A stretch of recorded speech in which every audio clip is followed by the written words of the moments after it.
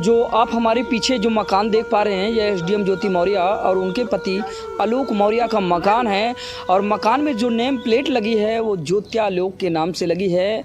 और बता दें कि यही है वह मकान जिसको लेकर काफ़ी चर्चा है। और कई खबरों में आप लोगों ने देखा था कि आलोक मौर्य के पिताजी ने एसडीएम ज्योति मौर्य के खाते में 50 लाख रुपए रिटायर्ड होने के बाद जो उनको पैसे मिले थे वो ट्रांसफ़र करके इस मकान को खरीदवाया था। तो नमस्कार दर्शकों, बहुत बहुत स्वागत है आप सब लोगों का दर्शक न्यूज़ 24 में। बता दें कि आज हमारी मौजूदगी प्रयागराज जनपद के झलवा क्षेत्र में है। और जिस जगह पर आज हम मौजूद हैं, बता दें कि यहाँ जो आप हमारे पीछे जो मकान देख पा रहे हैं, यह एसडीएम ज्योति मौर्य और उनके पति आलोक मौर्य का मकान है। और मकान में जो नेम प्लेट लगी है वो ज्योत्यालोक के नाम से लगी है। और बता दें कि यही है वह मकान जिसको लेकर काफ़ी चर्चा है। और कई खबरों में आप लोगों ने देखा था कि आलोक मौर्य के पिताजी ने एसडीएम ज्योति मौर्य के खाते में 50 लाख रुपए रिटायर्ड होने के बाद जो उनको पैसे मिले थे वो ट्रांसफ़र करके इस मकान को खरीदवाया था और दिलवाया था। तो आज हम एक देशव्यापी मुद्दे पर बातचीत करने वाले हैं। बता दें कि इन दिनों आप लोगों ने देखा होगा कि एसडीएम ज्योति मौर्य और उनके पति आलोक मौर्य की विवादों का सिलसिला सुर्खियों में बना हुआ है। और बता दें कि इन दिनों पति पत्नी के विवाद को लेकर तमाम तरह की समाज में बातें भी हो रही है, लोग बाग अलग अलग तरह की बातें कर रहे हैं। तो बता दें कि कहानी साल 2010 की है, जब आजमगढ़ जिले के बछवल गांव के रहने वाले आलोक मौर्य की शादी वाराणसी के चिरई गांव में ज्योति मौर्य के साथ होती है। शादी के बाद सब कुछ ठीक ठाक चल रहा था और उसके बाद एसडीएम ज्योति मौर्य और आलोक मौर्य के बीच 2 पुत्रियों की उत्पत्ति होती है, यानी कि 2 पुत्रियाँ पैदा होती हैं जिनका नाम हंसी और खुशी था। जिस तरह से उन दोनों पुत्रियों का हंसी खुशी नाम था, ठीक उसी तरह से एक छोटे से आंगन में एसडीएम ज्योति मौर्य और उनके पति आलोक मौर्य की किलकारियाँ साथ में गूंजा करती थी। और सब कुछ ठीक ठाक चल रहा था, वातावरण बिल्कुल ठीक था, माहौल बहुत अच्छा चल रहा था। और बता दें कि शादी 2010 में होती है। शादी 2010 से लेकर सन 2020 तक बिल्कुल ठीक ठाक माहौल चल रहा था। उसके बाद साल 2020 में मनीष दुबे नामक एक व्यक्ति की एसडीएम ज्योति मौर्य की लाइफ में एंट्री होती है, जो कि खुद एक आईपीएस अधिकारी हैं। और जैसे ही आईपीएस ऑफिसर मनीष दुबे के एसडीएम ज्योति मौर्य की ज़िंदगी में एंट्री होती है, वैसे ही आलोक मौर्य को इस बात की भनक लग जाती है। और जैसे ही आलोक मौर्य को इस बात की भनक लगती है तो इस बात पर वो अपनी गंभीर मंत्रणा रखना शुरू कर देते हैं। गंभीर मंत्रणा रखते हुए वो अपनी पत्नी को समझाने का काम करते हैं। और किसी तरह से अपनी पत्नी को समझाते बुझाते 3 साल बीत जाते हैं। 3 साल बीतने के उपरांत जब आलोक मौर्य को ऐसा लगता है कि ये पत्नी हमारे समझाने से नहीं समझेंगी और हमें कानूनी कार्रवाई करनी होगी, तब वो यही बता दें कि जिस जगह पर आज हम मौजूद हैं, जिस आवास पर हम आज मौजूद हैं, और यह धूमनगंज थाना के अंतर्गत आता है। तो उनके पति एसडीएम ज्योति मौर्य के पति आलोक मौर्य के द्वारा धूमनगंज थाना में जाकर प्राथमिकी दर्ज कराई जाती है, जहाँ पर उनको उनकी अवहेलना की जाती है, उनको जो है वहाँ से भगा दिया जाता है, उनकी उपेक्षा की जाती है, उनके एफआईआर नहीं लिखी जाती हैं। इस तरह से आलोक मौर्य दर दर भटकते हैं, दर दर की ठोकरें खाते हैं और अपने परिवार वालों से भी नहीं बताते हैं कि इस वक्त उनके ऊपर क्या बीत रहे हैं। फिर इसके बाद आलोक मौर्य जब मीडिया के सामने आते हैं, मीडिया के सामने आकर वो अपनी पूरी कहानी रो रो कर बताते हैं। अब जिन जिन लोगों के कानों तक ये खबरें जाती हैं, उन लोगों के पैरों के नीचे से ज़मीन खिसक जाती है कि दरअसल एक पीसीएस अधिकारी यानी कि एसडीएम ज्योति मौर्य अपने पति आलोक मौर्य के साथ कैसे ऐसा कर सकती हैं। फिर वहीं पर तहरीर के दौरान आलोक मौर्य के द्वारा और मीडिया कर्मियों से रूबरू होने के बाद आलोक मौर्य के द्वारा जो जानकारी दी जाती है कुछ इस तरह है। आलोक मौर्य के द्वारा बताया जाता है कि उनकी शादी सन 2010 में वाराणसी के चिरई गांव में हुई थी। उसके बाद सब कुछ ठीक ठाक चल रहा था। फिर 2020 में मनीष दुबे नामक एक आईपीएस अधिकारी की एंट्री एसडीएम ज्योति मौर्य की ज़िंदगी में होती है। उसी बात को लेकर काफ़ी उथल पुथल होती है।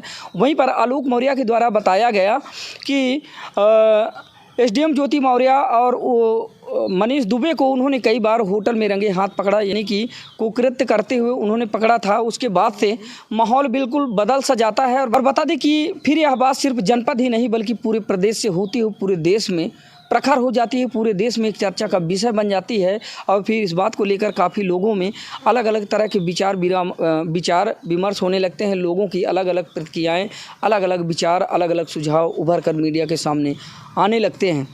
और बता दें कि इसी बीच मामला चल ही रहा था कि आलोक मौर्य के द्वारा एक एक करके कई खुलासे किए गए, जिसमें कि कई ऑडियो आलोक मौर्य के द्वारा मीडिया कर्मियों को और साथ ही प्रशासनिक अधिकारियों को और साथ ही न्यायालय को उपलब्ध कराए गए, जिसमें आलोक मौर्य के द्वारा बताया गया कि उनको मारने की साजिश किस तरह से एसडीएम ज्योति मौर्य और उनके एक्स बॉयफ्रेंड यानी कि आईपीएस ऑफिसर मनीष दुबे के द्वारा की जा रही थी, जिसमें ऑडियो में सुना जा रहा था कि किस तरह से मनीष दुबे और एसडीएम ज्योति मौर्य आलोक मौर्य को अपने रास्ते से हटाने के लिए एक सुनियोजित तरीका बना रहे थे, कि सुनियोजित तरीके से हत्या करने का एक विचार विमर्श कर रहे थे, और जिसमें वो मंत्रणा कर रहे थे कि किस तरह से आलोक मौर्य को रास्ते से हटाया जाए। इस बात को जैसे ही आलोक मौर्य मीडिया के सामने लेकर आते हैं तो वैसे ही सुनने के बाद लोगों की रूह कांप जाती है, और लोग यह सोचने पर मजबूर हो जाती है कि दरअसल एक पत्नी अपने पति के प्रति ऐसा कैसे कर सकती है।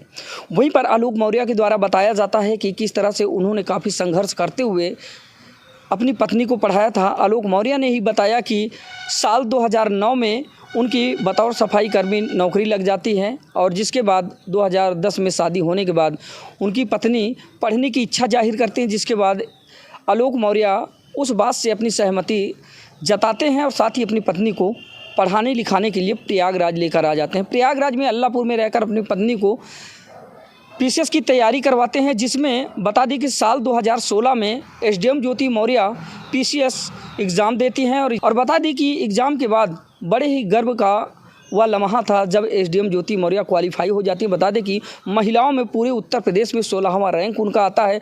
एक खुशियों का माहौल हो जाता है, और खुशियों के माहौल के साथ यानी कि शहर से लेकर गांव तक एसडीएम ज्योति मौर्य और उनके पति आलोक मौर्य की काफ़ी प्रशंसा होती है, सराहना होती है। और साथ ही बता दें कि नौकरी लगने के बाद यह लहर जब गांव तक पहुंचती है तो गांव में एक खुशियों का माहौल हो जाता है। वहां पर मिठाइयाँ बांटी जाती हैं, खुशियाँ मनाई जाती हैं, और इस बात को लेकर अलग अलग जो पड़ोसी गांव थे वहां पर भी खुशियों का माहौल हो जाता है।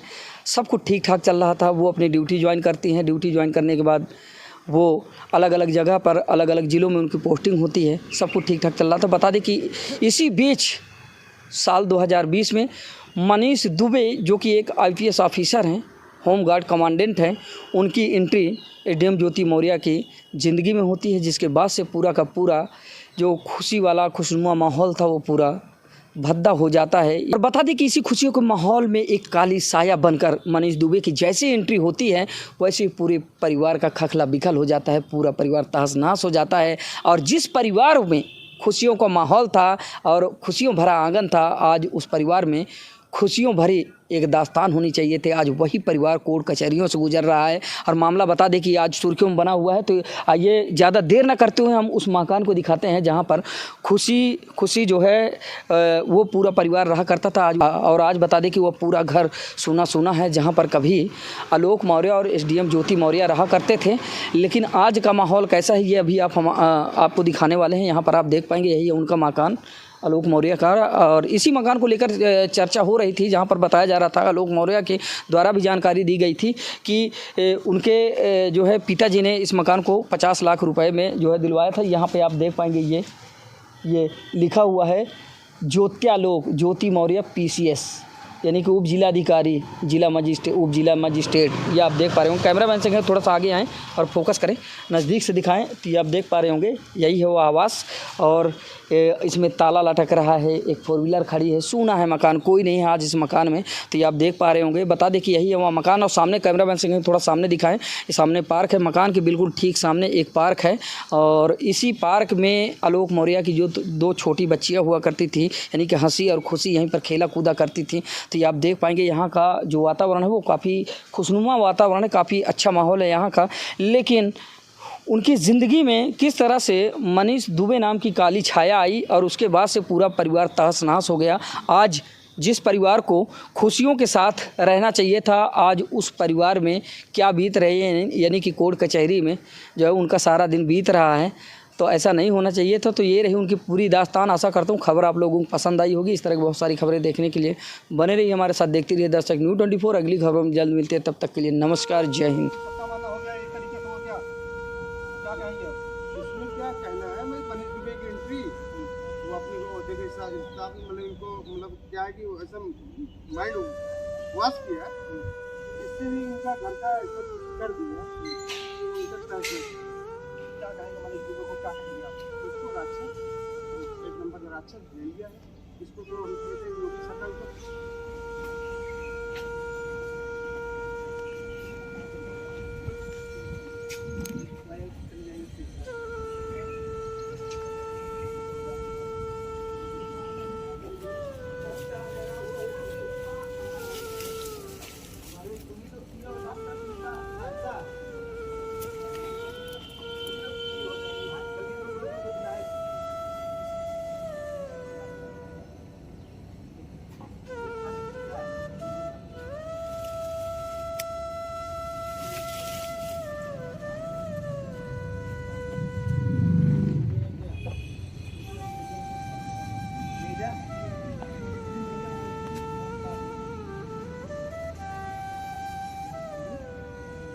कौन सी बात कर रहे हैं आप ये बताइए डॉक्टर रो रहा था